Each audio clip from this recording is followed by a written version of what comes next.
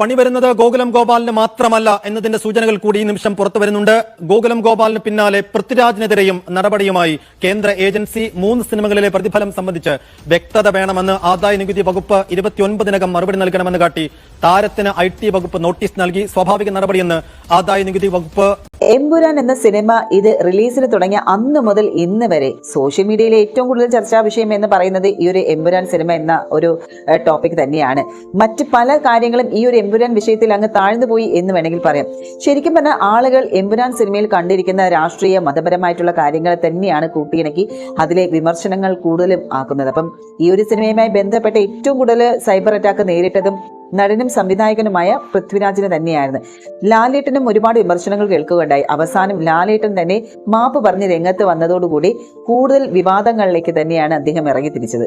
ഒരു മാപ്പ് പറയേണ്ട ആവശ്യമുണ്ടായിരുന്നോ എന്നൊക്കെയുള്ള രീതിയിൽ ചോദ്യങ്ങൾ വരെ ഉയർന്നു. കഴിഞ്ഞ ദിവസമാണ് ഗോകുലം ഗോപാലന്റെ വീട്ടിലെ റെയ്ഡ് എന്നുള്ള വാർത്ത കേട്ടത്. ശരിക്കും പറഞ്ഞാൽ ഇപ്പൊ കുറച്ചു മുന്നേ തന്നെ അദ്ദേഹത്തിന്റെ വീട്ടിൽ 1.5 കോടിയുടെ പണം പിടിച്ചെടുത്തു എന്ന് പറഞ്ഞുകൊണ്ടാണ് ഇപ്പോൾ വാർത്താ മാധ്യമങ്ങൾ വരുന്നത്. ED എന്നൊക്കെ പോലുള്ള അക്ഷരത്തിലാണ് ആ ഒരു നോട്ട് കെട്ടുകളൊക്കെ അറേഞ്ച് ചെയ്തിരിക്കുന്നത്. അതിന്റെ തൊട്ട് പിന്നാലെയാണ് നമ്മുടെ പൃഥ്വിരാജ് സുകുമാരനും പണി കിട്ടി. അതും 8ന്റെ പണി. എന്തായാലും നമുക്ക് ആ വാർത്ത ഒന്ന് കേട്ടുനോക്കാം. നടൻ പൃഥ്വിരാജിന് ആദായ നികുതി വകുപ്പ് നൽകിയത് പിഴ ചുമത്തിയുള്ള നോട്ടീസ്. ആദായ നികുതി അടയ്ക്കുന്നതിൽ വീഴ്ച വരുത്തിയെന്ന് IT വിഭാഗം അറിയിച്ചു. ജനഗണമന, ഗോൾഡ്, കടുവ എന്നീ സിനിമകളിൽ പൃഥ്വിരാജ് അഭിനേതാവ് എന്ന നിലയിൽ പ്രതിഫലം വാങ്ങിയിരുന്നില്ല. എന്നാൽ കോ പ്രൊഡ്യൂസർ എന്ന നിലയിൽ പണം വാങ്ങി. വിവരങ്ങളുമായി നമുക്കൊപ്പം SS ശരൺ ചേരുകയാണ്. SS ശരൺ, പൃഥ്വിരാജിന് നൽകിയിരിക്കുന്ന നോട്ടീസിന്റെ കൂടുതൽ വിവരങ്ങൾ എന്താണ്? പല രീതിയിലുള്ള അഭ്യൂഹങ്ങൾ ഉണ്ടായിരുന്നു. നടൻ പൃഥ്വിരാജിന് നൽകിയിരിക്കുന്ന നോട്ടീസ് അത് ഈ പ്രതിഫലം മുൻ സിനിമകളുമായി ബന്ധപ്പെട്ട് പ്രതിഫലത്തിന്റെ കാര്യത്തിൽ വ്യക്തത വരുത്തുന്നതിനുള്ള നോട്ടീസ് എന്നുള്ളതാണ് വിവരമായി പുറത്തു വന്നിരുന്നത്. പക്ഷേ ഇപ്പോൾ ഇക്കാര്യത്തിൽ ഒരു വ്യക്തത വന്നിരിക്കുന്നു എന്നുള്ളതാണ്. എന്ത് അടിസ്ഥാനത്തിലുള്ള നോട്ടീസാണ് പൃഥ്വിരാജിന് IT നൽകിയിരിക്കുന്നത് എന്നുള്ളതിലാണ് വ്യക്തത വന്നിരിക്കുന്നത്. പിഴ ചുമത്തിക്കൊണ്ടുള്ള നോട്ടീസ് എന്നുള്ളതാണ് ഇപ്പോൾ IT പറഞ്ഞിരിക്കുന്നത്. ഇത് പ്രധാനമായും നേരത്തെ 3 സിനിമകളുമായി ബന്ധപ്പെട്ടത് ജനഗണമന, കടുവ, ഒപ്പം തന്നെ ഗോൾഡ് എന്നീ സിനിമകളുമായി ബന്ധപ്പെട്ടുള്ള പരിശോധനയാണ് ആദായ നികുതി വകുപ്പിന്റെ ഭാഗത്തു നിന്ന് ഉണ്ടായിരുന്നത്. 2022 ഡിസംബറിലാണ് പരിശോധന ഉണ്ടായിരുന്നത്. പൃഥ്വിരാജിന്റെ ഓഫീസുകളിലും വീട്ടിലും മാത്രമല്ല ലിസ്റ്റിൻ സ്റ്റീവന്റെയും ഒപ്പം ആന്റണി പെരുമ്പാവൂരിന്റെ ഓഫീസുകളിലും പരിശോധനകൾ നടത്തിയിരുന്നു. അങ്ങനെ പരിശോധനകളിൽ നിന്നും ശേഖരിച്ച രേഖകൾ ഉണ്ടായിരുന്നു. അതിന്റെ വിശദമായ അസസ്മെന്റ്, അതായത് IT സംബന്ധിച്ച് ആദ്യം ഈ രേഖകളൊക്കെ തന്നെ ശേഖരിച്ചു കഴിഞ്ഞാൽ അതിന്റെ വിശദമായ അസസ്മെന്റ് നടത്താറുണ്ട്. അങ്ങനെ അസസ്മെന്റ് നടത്തിയതിനൊടുവിലാണ് ഇപ്പോൾ പൃഥ്വിരാജ് ആദായ നികുതി അടയ്ക്കുന്നതിൽ വീഴ്ച വരുത്തിയിരിക്കുന്നു എന്നുള്ള കണ്ടെത്തൽ ITയുടെ ഭാഗത്ത് നിന്ന് ഉണ്ടായിരിക്കുന്നത്. അതിന്റെ അടിസ്ഥാനത്തിൽ കൂടിയാണ് പിഴ ചുമത്തിക്കൊണ്ടുള്ള നോട്ടീസ് നൽകിയിരിക്കുന്നത്. കഴിഞ്ഞ മാസം 29-നാണ് പൃഥ്വിരാജിന് ഇത് സംബന്ധിച്ചുള്ള നോട്ടീസ് ആദായ നികുതി വകുപ്പ് അയച്ചിരിക്കുന്നത്. അതിന് കാരണമായി മാറിയിരിക്കുന്നത് ഇതാണ്. ഈ കടുവ, ജനഗണമന, ഗോൾഡ് എന്നീ സിനിമകളിൽ പൃഥ്വിരാജ് അഭിനയിച്ചിരുന്നു. നടനായിട്ടാണ് അഭിനേതാവായിട്ടാണ് ഉണ്ടായിരുന്നെങ്കിൽ പോലും അഭിനേതാവ് എന്ന നിലയിൽ പ്രതിഫലം വാങ്ങിയിരുന്നില്ല. മറിച്ച് ഈ സിനിമകളുടെ കോ പ്രൊഡ്യൂസർ എന്ന നിലയിൽ 40 കോടിയോളം രൂപ വാങ്ങിയിരുന്നു എന്നുള്ളതാണ്. അതിൽ ആദായ നികുതി അടയ്ക്കുന്നതിൽ വീഴ്ച വരുത്തിയെന്നുള്ളൊരു കണ്ടെത്തലാണ് ഇപ്പോൾ ആദായ നികുതി വകുപ്പ് നടത്തിയിരിക്കുന്നത്. അതിന്റെ അടിസ്ഥാനത്തിൽ കൂടിയാണ് ഇപ്പോൾ നോട്ടീസ് നൽകിയിരിക്കുന്നത്. ഇതിൽ ഏറ്റവും പ്രധാനമായും ചേർത്ത് വായിക്കേണ്ട കാര്യം, എമ്പുരാൻ സിനിമ റിലീസാകുന്നത് കഴിഞ്ഞ മാസം 27-ാം തീയതിയാണ്. അതിന് തൊട്ടു പിന്നാലെ, അതായത് 29-ാം തീയതിയാണ് ഇത് സംബന്ധിച്ച്, അതായത് മുൻ സിനിമകളുമായി ബന്ധപ്പെട്ടുള്ള പരിശോധനയാണ് നടന്നതെന്ന് ആദായ നികുതി വകുപ്പ് പറയുന്നു. ഒപ്പം തന്നെ ഈ അന്നത്തെ ആദായ നികുതി വെട്ടിപ്പുമായി ബന്ധപ്പെട്ട് നോട്ടീസ് നൽകിയിരിക്കുന്നത് എന്നുള്ളതാണ്. 29-ാം തീയതിയാണ് ഇത് സംബന്ധിച്ചുള്ള നോട്ടീസ് അയച്ചിരിക്കുന്നത്. അപ്പൊ പുള്ളിക്കാരന് കിട്ടി ഒരു നോട്ടീസ്. 29-ന് മുന്നേ തന്നെ ഇതിന്റെ രേഖകളെല്ലാം ഹാജരാക്കണം എന്ന് പറഞ്ഞിട്ടുണ്ട്. അതും ഈ ഒരു എമ്പുരാൻ സിനിമയുമായി ബന്ധപ്പെട്ടല്ല കേട്ടോ, അതിന് മുന്നേ ഉള്ള 3 സിനിമകൾ ബന്ധപ്പെട്ടുള്ള കാര്യമാണ്. പക്ഷേ ഈ ഒരു സിനിമ ഇറങ്ങിയതോടുകൂടി ഈ ഒരു സിനിമയിൽ പ്രവർത്തിച്ച എല്ലാവർക്കും ഇതുപോലെയുള്ള മുട്ടൻ പണികൾ തന്നെയാണ് കിട്ടുന്നത്. കഴിഞ്ഞ ദിവസം തന്നെ നമ്മൾ കണ്ടതാണ് മേജർ രവിയുടെ വാർത്തകൾ എത്തരത്തിലായിരുന്നു എന്നുള്ളത്. അദ്ദേഹം ലൈവിൽ വന്ന് പറഞ്ഞ കാര്യങ്ങളും പിന്നീട് വലിയ രീതിയിൽ അത് വിവാദങ്ങളിലേക്ക് മാറുകയും അദ്ദേഹത്തിന്റെ ആ ലൈവിനെ പ്രതികരിച്ചുകൊണ്ട് പൃഥ്വിരാജ് സുകുമാരന്റെ അമ്മയായ മല്ലിക സുകുമാരൻ വീൽ പോസ്റ്റ് ഇട്ടതും അതുപോലെ മാധ്യമ പ്രവർത്തകരെ കണ്ടതും കുറെ കാര്യങ്ങൾ സംസാരിച്ചത് അതൊക്കെ നമ്മൾ ഓൾറെഡി ചർച്ച ചെയ്ത കാര്യങ്ങളാണ്.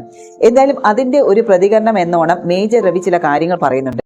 രാജ്യദ്രോഹപരമായിട്ടുള്ള കാര്യങ്ങളുണ്ട് എന്നുള്ളത് ഞാൻ ഇപ്പോഴും പറയുന്നു, അപ്പോഴും പറയുന്നു. സത്യാവസ്ഥകളെ മറച്ചു പിടിച്ചുകൊണ്ട് പലതും പകുതിക്ക് കൊണ്ടുവന്നിട്ട് ഒരു ഫ്രിക്ഷൻ ഉണ്ടാക്കിയതല്ലേ, അതിൻ്റെ എല്ലാം ഇപ്പോൾ ജനങ്ങളെ ഇളകിയിട്ട് സംസാരിക്കുന്നത്.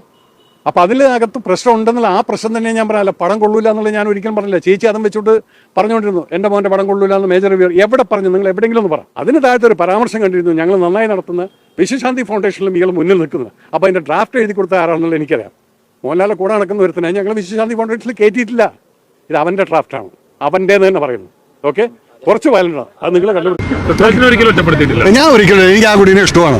പക്ഷേ ആരെങ്കിലും ആൻറ്റി നാഷണൽ പ്രൊപ്പഗണ്ട നടത്തിയാൽ അല്ലെങ്കിൽ ആൻറ്റി ഗവൺമെൻറ് നടത്തിയാൽ ഞാനൊരു രാഷ്ട്രവാദിയാണ്, രാഷ്ട്രീയവാദിയല്ല. അപ്പം അതുകൊണ്ട് ഞാൻ ഡെഫിനറ്റ് ആയിട്ടും ഒപ്പോസ് ചെയ്യും. അതുണ്ട്, രാജ്യവിരുദ്ധത ഉണ്ട്. കാരണം എന്താ വെച്ചാൽ നിങ്ങൾ സത്യത്തെ മറച്ചു വെച്ചു. ഗോത്ര എന്ന് പറയുന്നത് എന്താണ്? നിങ്ങൾ ആദ്യം തൊട്ടെങ്കിൽ തുടങ്ങുക. അതില്ലാതെ നിങ്ങൾ പകുതിക്ക് വെച്ചിട്ട് മുസ്ലിങ്ങളെ പോയിട്ട് ഹിന്ദുക്കൾ കൊല്ലുന്നു എന്ന് മാത്രം കാണിച്ചു കഴിഞ്ഞാൽ ഇവിടെ മനസമാനത്തിൽ ജീവിക്കുകയാണ് ഹിന്ദു മുസ്ലിം. അതിനിടയിൽ നിങ്ങൾ 20 വയസ്സായിട്ടുള്ള കുട്ടികളുടെ തലയിൽ ഇതാണോ കയറ്റുന്നത്? നിങ്ങൾ ഇത് കയറ്റിയത് എന്താണത്? ഓ, അപ്പോൾ അവർ ഈ 20 വയസ്സായിട്ടുള്ള കുട്ടി ഗോത്ര കണ്ടിട്ടില്ല, ഗോത്ര അറിയില്ല. അവൻ കാണുന്നത് എന്താണ്? ഹിന്ദുക്കൾ കയറി മുസ്ലിങ്ങളെ കൊന്നു. വെറുതെ ഒരു സമൂഹത്തിൽ untrust. It's an anti national movement what he has done. ഇപ്പം ഞാൻ നിങ്ങളോട് പറയാണ്, ഇതുവരെ ഞാൻ അതിനെക്കുറിച്ച് ഒന്നും സംസാരിച്ചില്ല, ഞാൻ മിണ്ടാതെ പോയിക്കൊണ്ടിരിക്കുകയാണ്. അപ്പം ഇത്രയും ദിവസം ഒന്നും പറയാതിരുന്ന മേജർ രവി ഇപ്പൊ പറയുന്ന ആ ഒരു സിനിമയിൽ രാജ്യദ്രോഹപരമായിട്ടുള്ള കാര്യങ്ങളുണ്ട് എന്ന് തന്നെയാണ്. എന്നാലും ശരി, ഇതിന്റെ കാര്യങ്ങൾ അങ്ങോട്ടും ഇങ്ങോട്ടും ഈ ഒരു സിനിമയുമായി ബന്ധപ്പെട്ട് പല രീതിയിൽ വിവാദങ്ങൾ പറയുന്നുണ്ട്. ഒരുപാട് പേര് ഈ ഒരു സിനിമ നല്ലതാണെന്നും പറയുന്നു, ഒരുപാട് പേര് ഈ ഒരു സിനിമയ്ക്ക് പോരായ്മകളുണ്ട് എന്ന് വരെ പറയുന്നുണ്ട്. എന്നിരുന്നാലും ശരി, ഈ ഒരു സിനിമ വലിയ രീതിയിൽ വിജയത്തിലേക്ക് എത്തുകയാണ്. കാരണം 5 ദിവസം കൊണ്ടാണ് ഈ ഒരു സിനിമ 200 കോടി ക്ലബിലേക്ക് എത്തിയത്.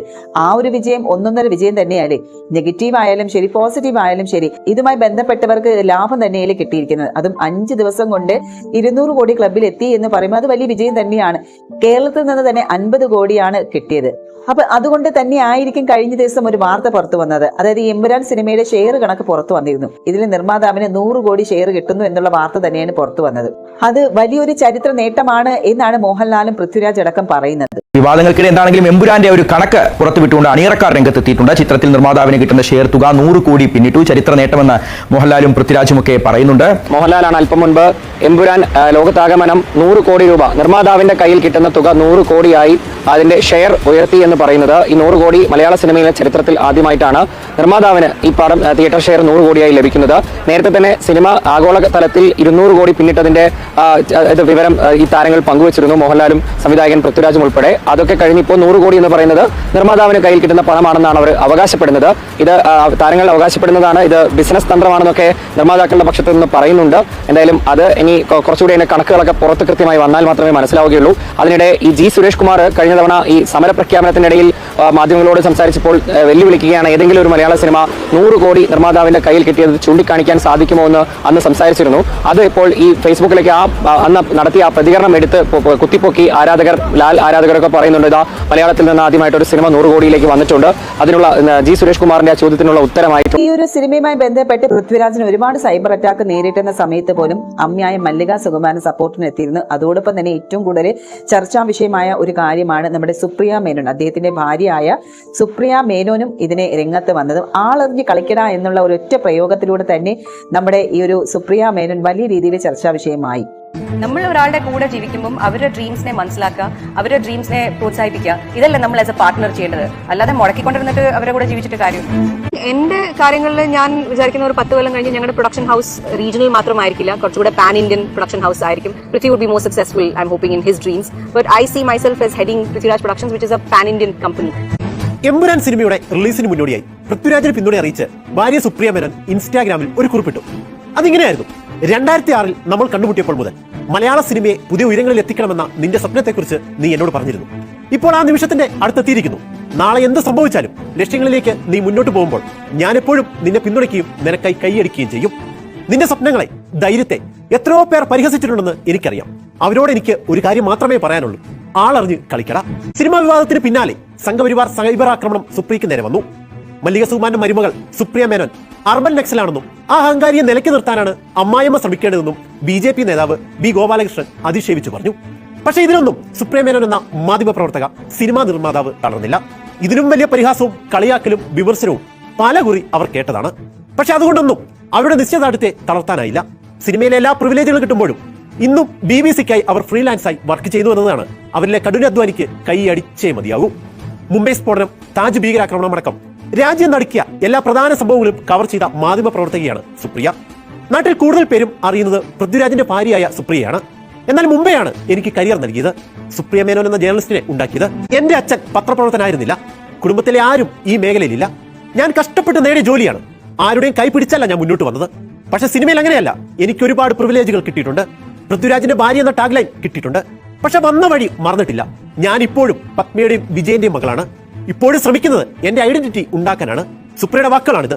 മുംബൈയിൽ പത്രപ്രവർത്തകയായിരുന്ന ആ പെൺകുട്ടിയുടെയും സിനിമാ നിർമ്മാതാവായി മാറിയ ഇന്നത്തെ സുപ്രിയയുടെയും സ്വപ്നങ്ങൾക്ക് തമ്മിൽ വലിയ വ്യത്യാസമൊന്നുമില്ല. സ്വന്തമായി ജോലി ചെയ്തു സ്വതന്ത്രരായി ജീവിക്കണമെന്ന് മാത്രമേ അന്നും ഇന്നും അവർ ചിന്തിച്ചിട്ടുള്ളൂ. അതുകൊണ്ട് തന്നെയാണ് മകളുടെ മുന്നിൽ ഒരു സാക്രിഫിഷ്യൽ മദർ ആകേണ്ട ആവശ്യം എനിക്കില്ലെന്ന് ധൈര്യമായി അവർക്ക് പറയാൻ കഴിഞ്ഞതും. അങ്ങനെ നമ്മുടെ ഈ ഒരു എമ്പുരാൻ സിനിമയുമായി ബന്ധപ്പെട്ട് വരുന്ന വിവാദങ്ങൾ കൊഴുക്കുന്നതിനോടൊപ്പം തന്നെ അവരുടെ ആ ഒരു സിനിമ ഇൻഡസ്ട്രി ഹിറ്റായി എന്നുള്ള ഒരു പോസ്റ്റർ കുറച്ചു നേരത്തിന് മുന്നേ അവരുടെ FB പോസ്റ്റിൽ കാണാനിടയായി. അപ്പൊ ശരിക്കും പറഞ്ഞാൽ ഈ ഒരു എമ്പുരാൻ സിനിമ വലിയ രീതിയിൽ വിജയമായി എന്ന് വേണം പറയാനല്ലേ. അത്രത്തോളം ജനഹൃദയങ്ങളിൽ അത് ഏറ്റെടുത്ത് കഴിഞ്ഞു. ഇപ്പൊ കട്ടിങ്ങിന് മുന്നേ ആണെങ്കിൽ പോലും കട്ടിന് ശേഷമാണെങ്കിൽ പോലും തിരക്കോട് തിരക്ക് തന്നെയാണ് ഈ ഒരു സിനിമ കാണാനുള്ള ഒരു ജനങ്ങളുടെ ആവേശം എന്ന് പറയുന്നത്. അതിന് മതത്തിന്റെ പേരിലോ അല്ലെങ്കിൽ രാഷ്ട്രീയത്തിന്റെ പേരിലോ ഒക്കെ കൂട്ടിയിണക്കുന്ന കുറെ പൊട്ടന്മാരുണ്ട്. എന്തിനാണ് അതിന്റെയൊക്കെ ആവശ്യം? ഈ നമ്മൾ സിനിമ എന്ന് പറയുമ്പോൾ അതിനെ സിനിമയായിട്ട് തന്നെ കാണണം. കാരണം നമ്മൾ ആസ്വദിക്കുന്നത് ഒരു സിനിമയാണ്. അല്ലാതെ ആ സിനിമയെ നമ്മുടെ ജീവിതവുമായി കൂട്ടിയിണച്ചുകൊണ്ട് അതിനെ എന്തെങ്കിലുമൊക്കെ എടുത്തുകൊണ്ട് മറ്റു പലതുമായി ബന്ധമുണ്ടെന്നൊക്കെയുള്ള കണക്ഷൻ കൊടുത്തുകൊണ്ടിരുന്നാൽ ശരിക്കും പറഞ്ഞാൽ ഒരുപാട് സിനിമകൾക്ക് ഇത്തരത്തിലെ വിമർശനങ്ങൾ കേൾക്കാൻ ഇടവരില്ലേ. ശരിക്കും സിനിമ എന്ന് പറയുന്നത് നമ്മുടെ ആസ്വാദനത്തിന് വേണ്ടിയിട്ടുള്ളതാണ് സിനിമ എന്ന് പറയുന്നത്. അപ്പം അത് നമ്മൾ ആസ്വദിക്കണോ അതോ ഇത്തരം വിമർശനങ്ങളുടെ പുറകെ പോകണോ? അതാണോ നമ്മൾ ചെയ്യേണ്ടത്? നിങ്ങളും ഒന്ന് ആലോചിച്ച് നോക്കി.